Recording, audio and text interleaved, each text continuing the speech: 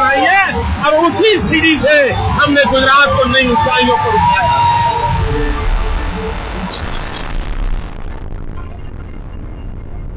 2014 में भारत का प्रधानमंत्री कौन होगा? कौन है भारत की जनता का सबसे पसंदीदा नेता? ऐसे सवाल लेकर इंडिया टुडे और नीलसन की टीम ने पूरे देश की खाक छानी और नतीजे जो आए वो जरा चौंकाने वाले हैं। सर्वे के मुताबिक सबसे ज्यादा लोगों की राय यही है कि गुजरात के मुख्यमंत्री नरेंद्र मोदी साबित होंगे सबसे बेहतरीन प्रधानमंत्री।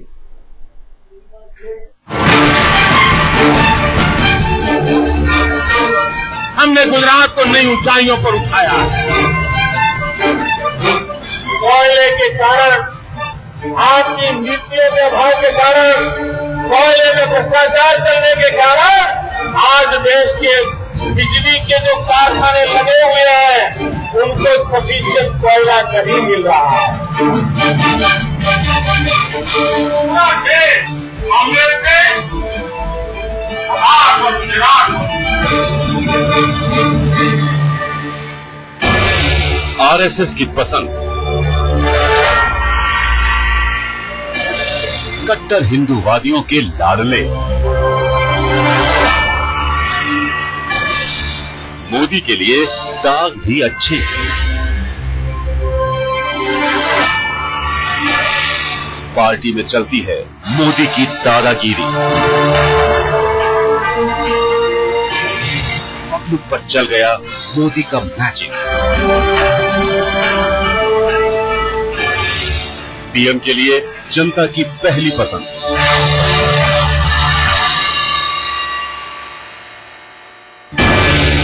सर्वे में सबसे आगे मोदी। नरेंद्र दामोदर दास मोदी। गुजरात के मुख्यमंत्री नरेंद्र मोदी के निशाने पर दिल्ली का तख्त है तो पब्लिक के मूड पर भी चल रहा है मोदी का मैजिक। बीजेपी में मोदी पीएम इन वेटिंग के सबसे बड़े दावेदार हैं तो देश की ज्यादातर लोग चाहते हैं कि मोदी ही बने अगले प्रधानमंत्री। ये हम नहीं कहते, ये नतीजे हैं इंडिया टुडे और नीलसन के ताजा सर्वे के। सर्वे के मुताबिक 21% लोगों की राय में नरेंद्र मोदी देश के सबसे अच्छे प्रधानमंत्री साबित होंगे। मैं सफल हूं अगर ऐसा मानते हैं और सफलता के अपनी मैनेजमेंट की दुनिया में जो विभिन्न प्रकार के पैरामीटर्स हैं उसका एक प्रमुख पैरामीटर है फोकस एक्टिविटी। अगर आप फोकस एक्टिविटी करते हैं, इधर उधर डिले नहीं होते तब सफल होते। तो गुजरात में अगर सफल हुआ हो अगर ऐसा आप मानते हैं उसका मूल कारण है मेरी फोकस है और मेरा फोकस है 6 करोड़ गुजरात। अब मुझे विफल होना नहीं, मुझे सफल होना है। इंडिया टुडे और नीलसन के सर्वे में जनता से एक और सवाल पूछा गया। अगर बीजेपी गुजरात विधानसभा चुनाव जीतती है तो क्या बीजेपी प्रधानमंत्री की उम्मीदवारी के लिए नरेंद्र मोदी का नाम आगे बढ़ाएगी? 55% जनता ने कहा हाँ, 25% जनता ने कहा न। नरेंद्र मोदी का मैजिक किस तरह लोगों पर चला है ये आप सर्वे के आंकड़ों में देख सकते हैं। प्रधानमंत्री पद के लिए मोदी पहली पसंद है और बाकी लोग तो उनसे बहुत पीछे हैं। प्रधानमंत्री पद के लिए 21% जनता की पहली पसंद है नरेंद्र मोदी। दूसरे नंबर पर है अटल बिहारी वाजपेयी का नाम। 17% लोगों ने अटल बिहारी वाजपेयी को अपनी पहली पसंद बताया है। 10% लोग चाहते हैं कि राहुल गांधी अगले प्रधानमंत्री बने, जबकि 8% लोग चाहते हैं कि लाल कृष्ण आडवाणी बने देश के अगले प्रधानमंत्री। देश के प्रधानमंत्री मनमोहन सिंह के पक्ष में सिर्फ 6% लोगों की राय बनी। वहीं यूपीए की चेयरपर्सन सोनिया गांधी को 6% जनता ने बताया प्रधानमंत्री पद के लिए पहली पसंद। 4% जनता ने पीएम के लिए मायावती को अपनी पहली पसंद बताया तो 4% लोगों ने कहा कि मुलायम सिंह यादव हों अगले प्रधानमंत्री। सर्वे के नतीजे बताते हैं कि रेस में बाकी लोगों से बहुत आगे चल रहे हैं नरेंद्र मोदी। कि निर्णायक हैं, स्पष्ट हैं, अपनी जो बात कहते हैं जोरदार ढंग से करते हैं, स्टेट बढ़ा रहे हैं और विरोधियों ने उनका कद और बढ़ाया हुआ है। ये सारी बातें मिलके नरेंद्र मोदी का कद बनता है। हाल ही में आरएसएस ने नीतीश कुमार को नरेंद्र मोदी से बेहतर मुख्यमंत्री बताया था। उस वक्त नीतीश कुमार शायद बहुत खुश हुए होंगे, लेकिन इंडिया टुडे और नीलसन सर्वे के नतीजे नीतीश कुमार को निराश ही करेंगे। सर्वे के मुताबिक नरेंद्र मोदी देश के सबसे अच्छे मुख्यमंत्री हैं। दूसरे नंबर पर है नीतीश कुमार का नाम। तीसरे नंबर पर अखिलेश यादव, तो दिल्ली की मुख्यमंत्री शीला दीक्षित हैं चौथे नंबर पर। पार्टी का क्रिटिसिज्म आता रहता है, चलता रहिए। जो अच्छा है उस पर ध्यान केंद्रित कीजिए। अच्छी बात है, आपको सुना रहने पर आपका ध्यान गया। धन्यवाद।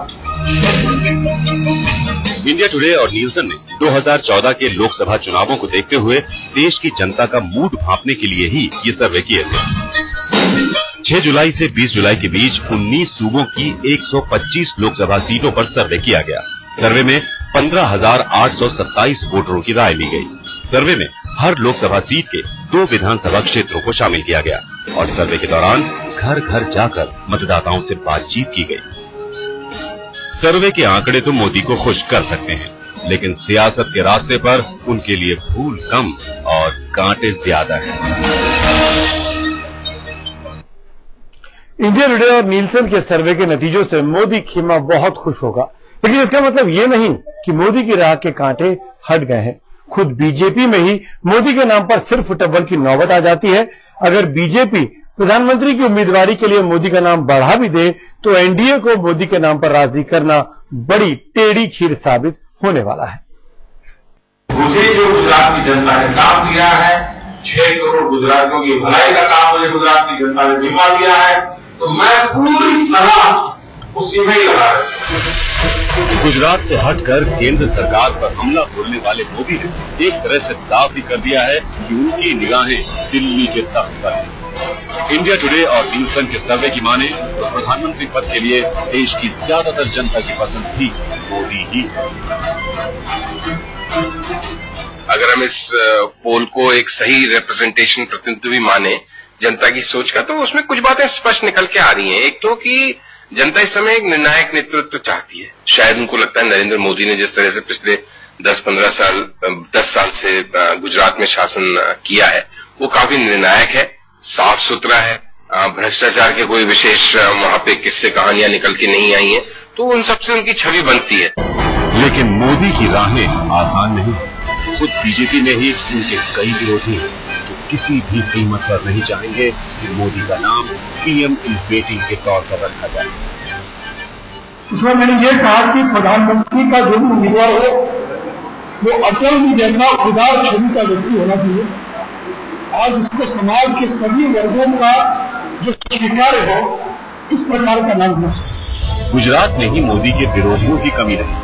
पिछले दिनों मोदी के खिलाफ गुजरात में पोस्टर चिपकाए गए थे जिसमें उन्हें जुल्मी सास बताया गया था।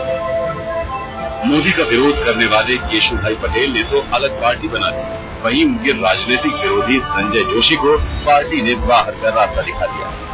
साफ मैसेज था, बीजेपी में सिर्फ नरेंद्र मोदी की चलती है।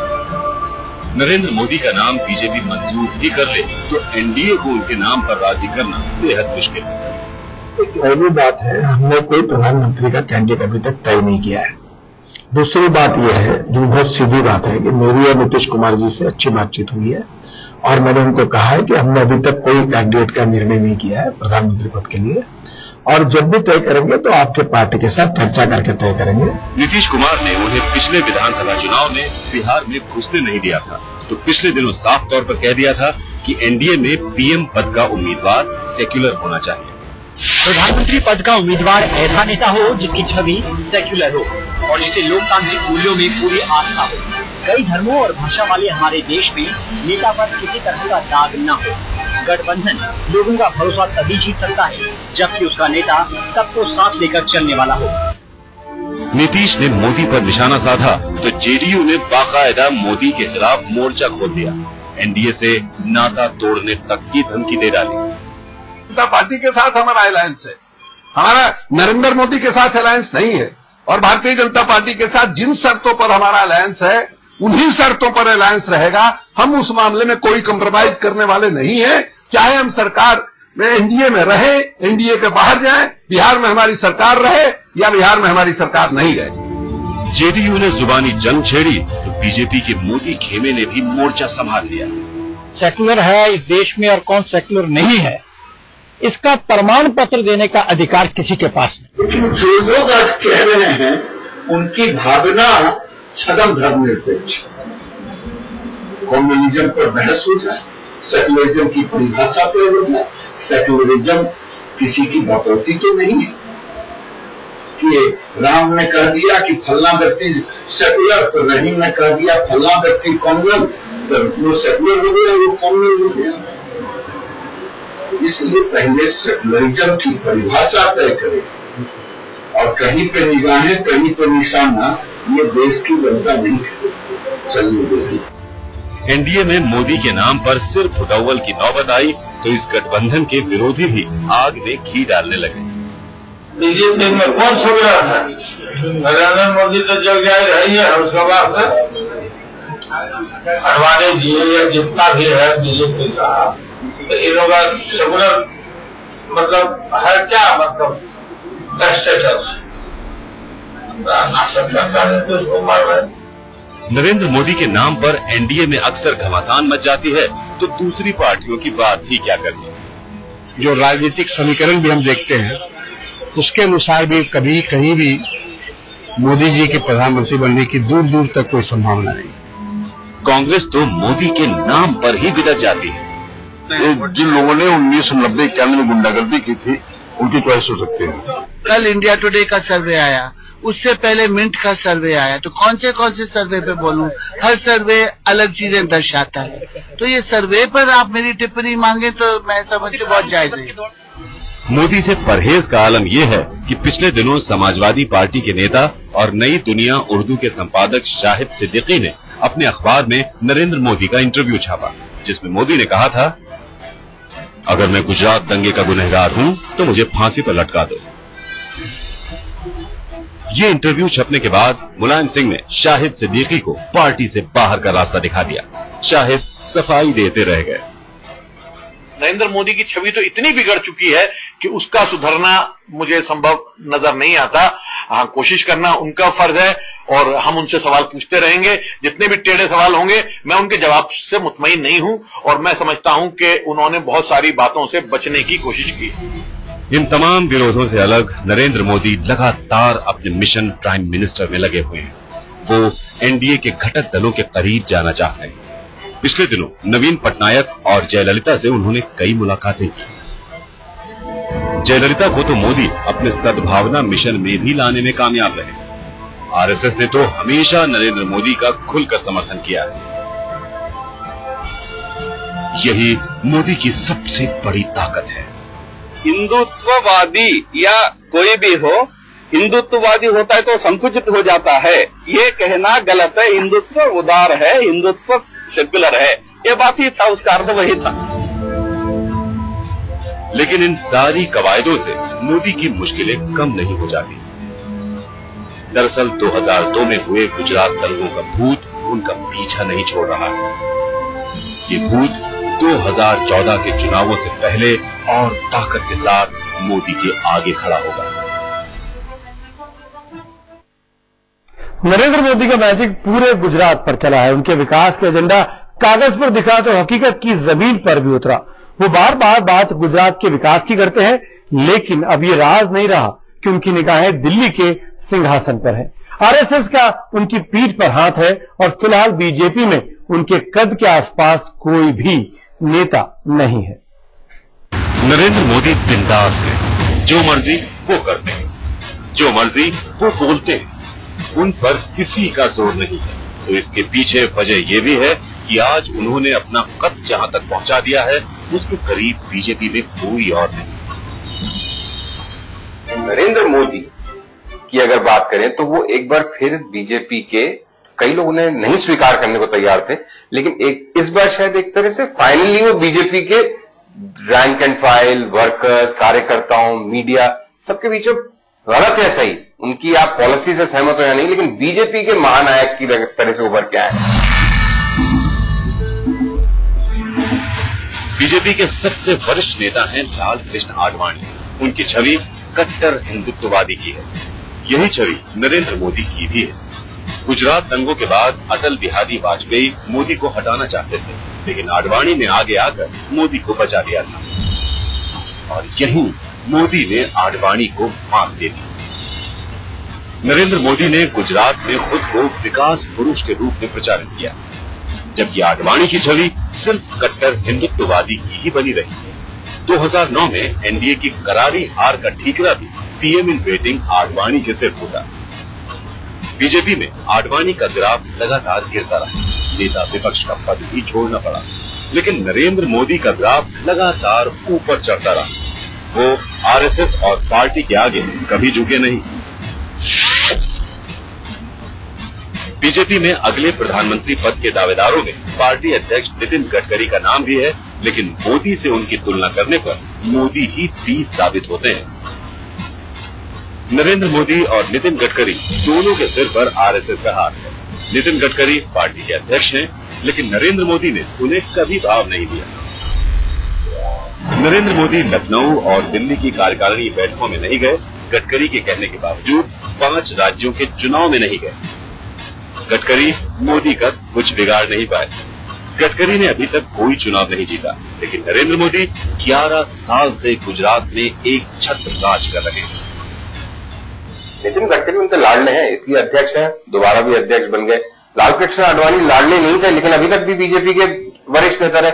नरेंद्र मोदी के साथ संघ की कोई बहुत अच्छी ट्यूनिंग नहीं है, लेकिन संघ कहीं न कहीं अपनी सीमा भी जानता है और कुछ व्यवहारिक भी। पार्टी में कद और आभा मंडल के मामले में गडकरी भी मोदी से काफी पीछे नजर आते हैं। ये बात तय है कि जब भी बीजेपी में प्रधानमंत्री पद के दावेदारों के नाम आएंगे, उसमें सुषमा स्वराज का नाम भी होगा।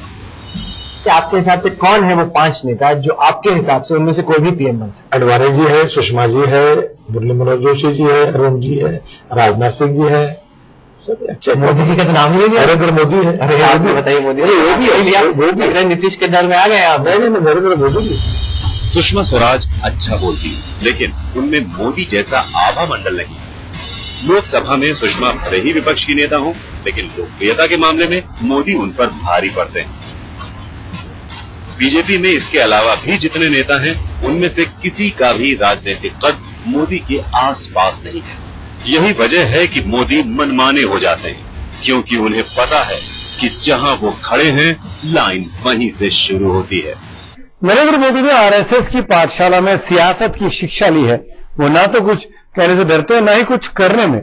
सब कुछ करते हैं डंके की चोट पर। ये भी नहीं देखते कि कौन विरोध में है और कौन समर्थन में। यही वजह है पार्टी में भी उनके विरोधी बढ़ते गए। हालांकि मोदी इसकी परवाह नहीं करते, क्योंकि पार्टी में तो सिर्फ मोदी की दबंगई चलती है।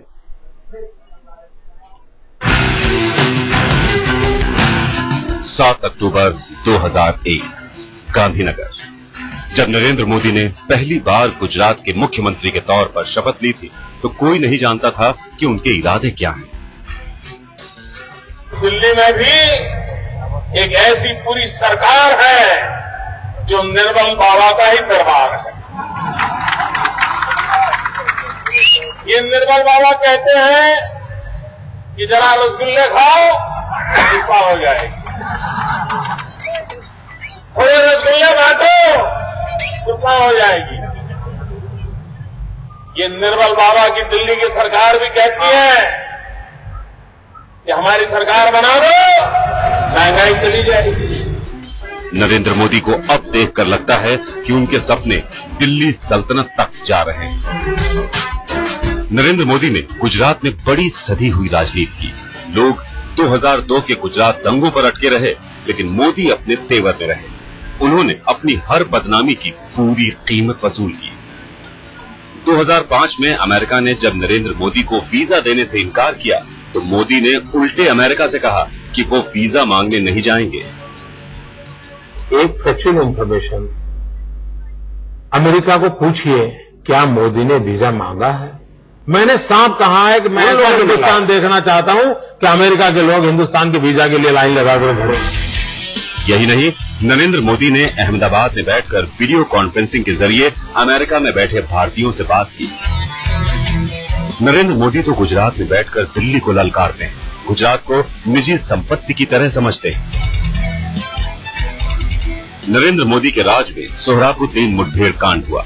सारे सबूत इस तरफ इशारा करते हैं कि ये मुठभेड़ फर्जी थी, लेकिन नरेंद्र मोदी हमेशा इस मुद्दे पर अकड़े ही रहे कि कांग्रेस को सोहराबुद्दीन अगर इतना प्यारा लगता है, उनके लिए एक बहुत बड़ा महत्वपूर्ण व्यक्ति है, तो मैं कांग्रेस के सभी विधायकों को प्रार्थना करता हूं कि आप सोहराबुद्दीन की मन्नत मानिए, और अगर आपके जितने सिटिंग एमएलए हैं वो वापिस आते हैं तो आप उसकी कब्र पे जाके 4 चादर चढ़ा दीजिए।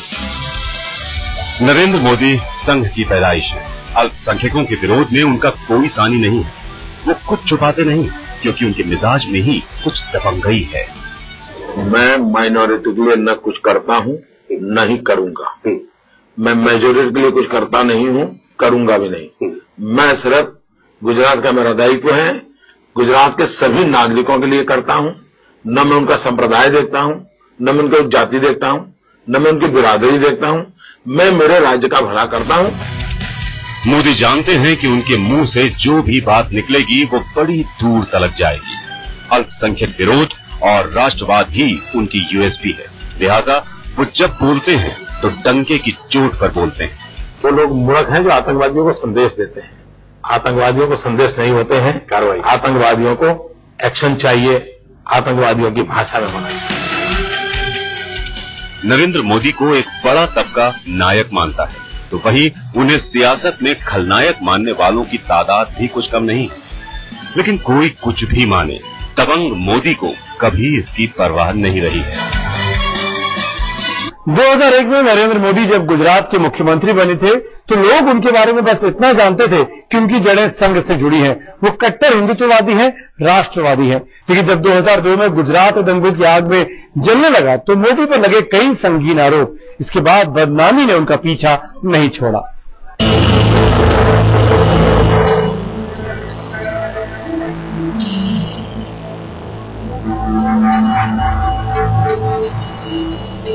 लोग टूट जाते हैं एक घर बनाने में, तुम तरस नहीं खाते बस्तियां जलाने में।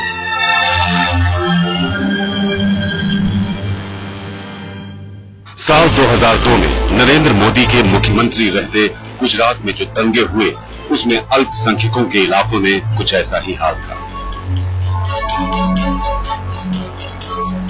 इंसानों के दिल में कुछ इसी तरह के सवाल थे। 27 फरवरी 2002 को असामाजिक तत्वों ने गोधरा में ट्रेन का डिब्बा जलाया तो उसकी तपिश पूरे गुजरात ने महसूस की। ट्रेन के डिब्बे में लगी आग ने 59 जिंदगियां छीनी थी, लेकिन गुजरात में फैले दंगों की आग ने 1180 लोगों की जिंदगी छीन ली थी। 1000 से ज्यादा लोगों की मौतें हुई तो सीधे उंगलियां उठी नरेंद्र मोदी पर। आरोप ये लगा कि मोदी ने पुलिस और सुरक्षा बलों को एक्शन नहीं लेने दिया, जिसके चलते एक समुदाय के लोगों का हौसला बढ़ा और वो कहर बनकर टूट पड़े दूसरे समुदाय के लोगों पर। अब आप सोचिए, मेरे लिए तो एक मिनट भी बहुत भयंकर है। फिर सब आंखों से देखा हुआ है तो सामने वो नजारा जाता ही नहीं मेरे सामने से। जब देखो, जब कोई विचार बात करता है तो मुझे वहां वही ख्याल आ जाता है। आरोप ये भी लगे कि अगर मोदी चाहते तो शायद दंगों में इतनी मौतें नहीं होती। अल्पसंख्यक समुदाय के लिए सबसे बड़ा सवाल ये था कि चुस्त दुरुस्त शासन का दम भरने वाले नरेंद्र मोदी अपने इंतजाम में भला चूक कैसे गए। उनकी नाक के नीचे 2 दिनों तक कत्ल गारत होता रहा और उनको पता तक नहीं चला। अब जरा इन तस्वीरों पर निगाह डालें।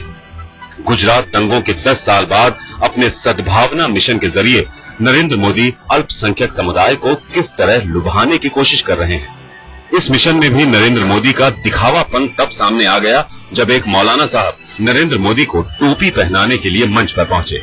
मोदी ने उनकी पहनाई शॉल तो कबूल कर ली, लेकिन जैसे ही मौलाना ने टोपी पहनानी चाही, मोदी ने उन्हें रोक दिया।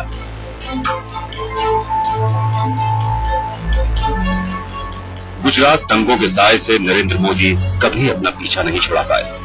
विधानसभा चुनावों में प्रचार के दौरान कांग्रेस अध्यक्ष सोनिया गांधी ने उन्हें मौत का सौदागर पुकारा। केवल अपराधी तत्व अपने को सुरक्षित महसूस करते हैं जिन्हें सरकारी संरक्षण मिल रही है। सच्चाई यह है कि आज गुजरात की सरकार चलाने वाले झूठे बेईमानी, दर्द और मौत के सौदागर हैं। इसके जवाब में मोदी बौखला उठे और मुख्यमंत्री की गरिमा को दरकिनार कर मैंगलोर में एक चुनावी भाषण में फर्जी मुठभेड़ में मारे गए सोहराबुद्दीन शेख की मौत को सही ठहरा दिया। इसके बाद चुनाव आयोग की चेतावनी भी नरेंद्र मोदी को झेलनी पड़ी। नरेंद्र मोदी का कुछ भी कह देने और कर देने का अंदाज उनकी पार्टी पर भारी पड़ा। साल 2004 में एनडीए के हाथ से केंद्र में सत्ता चली गई। उस वक्त देश के प्रधानमंत्री अटल बिहारी वाजपेयी ने गुजरात दंगों को कलंक बताया और मोदी को राजधर्म निभाने की नसीहत दी। के लिए मेरा एक ही संदेश है कि वो राजधर्म का पालन करें। राजा के लिए, शासक के लिए प्रजा में भेद नहीं हो सकता, न जन्म के आधार पर, न जाति के आधार पर, न संप्रदाय के आधार पर। गुजरात दंगे नरेंद्र मोदी के लिए अंतर्राष्ट्रीय स्तर पर भी भारी पड़े। अमेरिका ने न सिर्फ उन्हें 2 बार वीजा देने से इनकार किया, बल्कि उनका पुराना B1, B2 वीजा भी रद्द कर दिया। नरेंद्र मोदी के गुजरात में सत्ता संभालने के कुछ ही महीने बाद दंगे हो गए थे।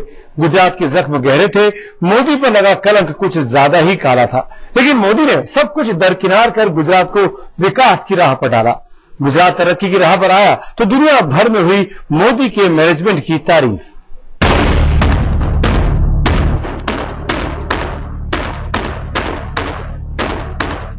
सन 2000 तक गुजरात आर्थिक और सामाजिक बदहाली से बुरी तरह जूझ रहा था। ऐसे में 2002 में हुए सांप्रदायिक दंगे गुजरात के लिए बड़ी परेशानी बन गए। गुजरात के भविष्य को लेकर हर तरफ सवाल ही सवाल थे।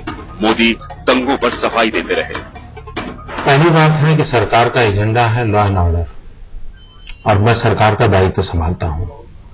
सरकार संविधान की सीमाओं को लेकर के चलती है। सरकार किसका क्या एजेंडा है उसको पूरा करने के लिए काम सरकार का नहीं है। सरकार का काम है कानून और व्यवस्था को बहाल करना। मुख्यमंत्री नरेंद्र मोदी दामन पर दंगों का कलंक लिए तमाम आलोचनाओं को झेलते हुए अपना काम चुपचाप करते रहे। पूरा देश उस वक्त हैरान रह गया जब नरेंद्र मोदी ने अपने पहले ही कार्यकाल में गुजरात के सकल घरेलू उत्पाद में 10% की रिकॉर्ड बढ़ोतरी करके सबको चौंका दिया। गुजरात विकास के रास्ते पर चल निकला। गुजरात की शक्ल सूरत बदलने लगी तो मोदी ने अपना हुलिया भी बदल लिया। सूट बूट और हैट लगाकर मोदी किसी सीईओ जैसे नजर आने लगे। गुजरात के आम नागरिकों के विकास के लिए मोदी ने एक के बाद एक कई योजनाओं की झड़ी लगा दी। गुजरात के इस पंचमुखी विकास के लिए पंचामृत योजना की रणनीति बनाई तो पानी की समस्या से जूझते गुजरात को राहत देने के लिए सुजलाम सुफलाम योजना चलाई, जिसके जरिए पानी के संरक्षण और सही इस्तेमाल पर जोर दिया गया। गुजरात के किसानों को तकनीकी तौर पर मजबूत बनाने के लिए कृषि महोत्सव जैसे कार्यक्रमों को बढ़ावा दिया। भ्रूण हत्या रोकने के लिए बेटी बचाओ जैसी योजनाएं बनाई तो गांव-गांव तक बिजली पहुंचाने के लिए ज्योति ग्राम जैसी योजनाएं बनाई। गुजरात के विकास का आंतरिक ढांचा मजबूत करने के लिए मोदी ने दुनिया में वाइब्रेंट गुजरात का नारा दिया। सदी के महानायक अमिताभ बच्चन गुजरात में आने का न्योता देने लगे। प्रकृति की कठिनाइयों को दिल पे नहीं लेते कच्छ के लोग, जीवन को सजाते हैं रंगों से, कला से, संगीत के सुर से। गुजरात के लोगों को रोजगार मिल सके, इसके लिए मोदी ने गुजरात में निवेशकों को अपनी ओर खींचा। पश्चिम बंगाल से नैनो फैक्ट्री हटी, गुजरात में पनाह मिली। अब फोर्ड कंपनी भी गुजरात की तरफ अपने कदम बढ़ा रही है।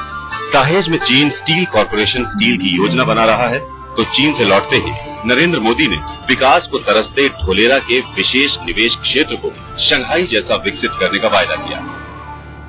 इन्फोसिस के संस्थापक नारायण मूर्ति विकास के वास्ते मोदी की तरफ हाथ बढ़ा रहे हैं तो उद्योगपति अनिल अंबानी मोदी की शान में कसीदे पढ़ रहे हैं। गुजरात के विकास की रफ्तार ने सबको मोदी का कायल बना दिया है। Narendra Bhai, who's one of India's biggest leaders, a man who inspires loyalty and attracts followers wherever he goes. जैसे पहले हमने 20 साल के पहले उनको देखा है, अब मुख्यमंत्री का एक नया जोश तो उनमें है, काम किया हुआ उसका एक उत्साह है, तेज है और उसके कारण वो जनप्रिय भी है। 2002 में अक्षरधाम मंदिर पर आतंकवादी हमले के बाद से आज तक परिंदा भी गुजरात की सुरक्षा को भेद नहीं सका। इसका श्रेय भी मोदी की बेहतरीन सुरक्षा नीति को ही जाता है। गुजरात ने न सिर्फ अपनी सीमाएं सुरक्षित की, बल्कि आज वो केंद्र को सुरक्षा संबंधी जानकारियां भी मुहैया करा रहा है।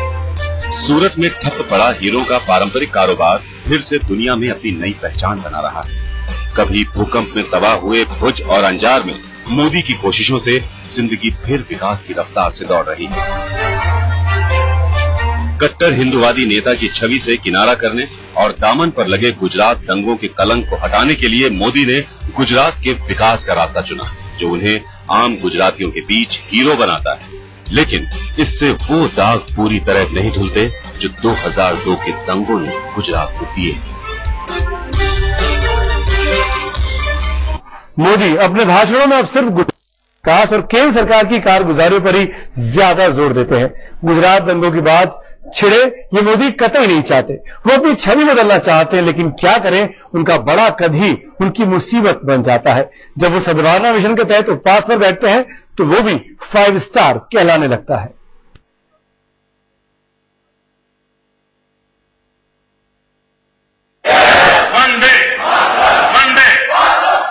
गुजरात की सरहदें तोड़कर पूरे देश में छा जाने को बेताब हैं नरेंद्र मोदी। पहले गुजरात की रट लगाने वाले मोदी को भी लगता है कि बिना यहाँ की सीमा पार किए उनकी खुद की नैया पार नहीं हो सकती।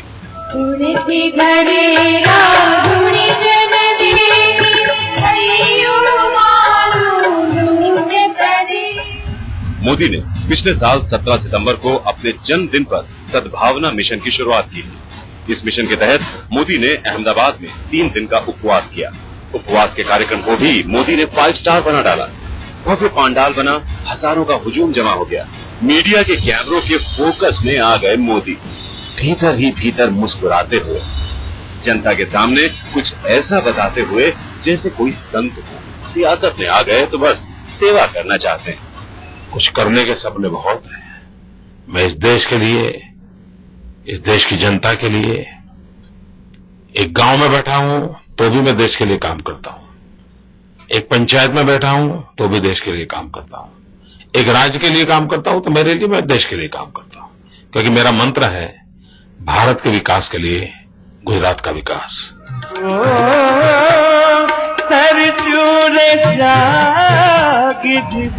नरेंद्र मोदी के सद्भावना मिशन का ये खेल गुजरात के 33 शहरों में चला, जहां मोदी ने एक दिन उपवास किया। नरेंद्र मोदी का सद्भावना मिशन भी उनके मिशन प्राइम मिनिस्टर का ही एक हिस्सा था। इसके जरिए वो मुस्लिमों के करीब पहुंचना चाहते थे, दंगों के साए से पीछा छुड़ाना चाहते थे। इसीलिए वो बार बार कहते रहे कि दंगों की बात भूलकर अब गुजरात ही नहीं, देश को भी आगे बढ़ जाना चाहिए। मैं दूर का देख सकता हूं और मैं विश्वास से कहता हूं, ये सद्भावना मिशन की सफलता का मतलब है वोट बैंक की राजनीति का मृत्युदंड। हम इसे गांव गांव घर घर तक ले जाने वाले हैं और दुनिया के सामने इस मॉडल को रखना चाहते हैं। नरेंद्र मोदी ने गुजरात में अपना कद इतना बड़ा कर रखा है कि उनके आगे वहां कोई नेता ठहरता नहीं। विपक्ष तो वैसे ही वहां 17 सालों से पानी भर रहा है। बीजेपी के बाकी नेता मोदी के सामने बौने साबित हुए। गुजरात से मोदी के विकासवाद की चर्चा दूसरे राज्यों में भी पहुंची है। यही वजह है कि मोदी जब महाराष्ट्र जाते हैं तो वहां के लोग उन्हें देखने के लिए बेताब हो जाते हैं। शिवसेना सुप्रीमो बाल ठाकरे भी मोदी को पसंद करते हैं, उनकी कट्टर हिंदुत्ववादी नीति को सपोर्ट करते हैं। शिवसेना ही नहीं, एमएनएस के मुखिया राज ठाकरे भी पिछले टीएमसी के चुनावों में मोदी मॉडल की चर्चा करते हुए महाराष्ट्र की गलियों में घूम घूम कर वोट मांगे। देश में जितने भी राज्य है उसके प्रमुख जो है मुख्यमंत्री जो है, उसमें सबसे तेज और सबसे कामयाब अगर मुख्यमंत्री कोई है तो आज नरेंद्र मोदी जैसे कोई मुझे नहीं लगता कि कोई कामयाब राज्य को आगे लेके जा रहे हैं। और अगर कोई डेवलपमेंट हो रही है तो लोग आज हमारे यहाँ पे बोलते हैं कि चाइना देखा। मैं बोल रहा हूँ कि चाइना तो देख लेंगे भाई, वो तो प्रदेश है। अपने देश में एक राज्य अगर इस तरह से काम कर रहा है तो वो क्यों ना देखें? मोदी ने संघ की पाठशाला में हिंदुत्व का पाठ सीखा है। मैंने जिस हिंदुत्व को सीखा है और संघ से ही सीखा है, वो हिंदुत्व मुझे सिखाता है सर्वधर्म समभाव। मुझे आरएसएस के हिंदुत्व ने सिखाया है सर्वे अपि सुखिनः सन्तु सर्वे सन्तु निरामया। मुझे आरएसएस ने सिखाया है कि सभी मानव मात्र एक हैं, और इसलिए मैं जो हिंदुत्व सीखा हूं वो सबके लिए समानता का हिंदुत्व सीखा हूं। संघ का हिंदुत्ववादी एजेंडा मोदी की नजरों से कभी ओझल नहीं होता, क्योंकि गुजरात का विकास तो मोदी का एक हथियार है ही। मौका मिला तो वो कट्टर हिंदुत्ववादी का विराट रूप दिखाने से भी शायद नहीं चूकेंगे। कहा जाता है कि नरेंद्र मोदी गुजरात के मुख्यमंत्री ही नहीं, वहां के सीईओ भी हैं। उनका अंदाज जुदा है तो पहनावा भी खास। जैसा मौका वैसा लिबास, वो जो भी पहन लेते हैं गुजरात में वही फैशन हो जाता है। कभी कभी तो मोदी मुख्यमंत्री ही नहीं, गुजरात के ब्रांड एम्बेसडर भी नजर आते हैं।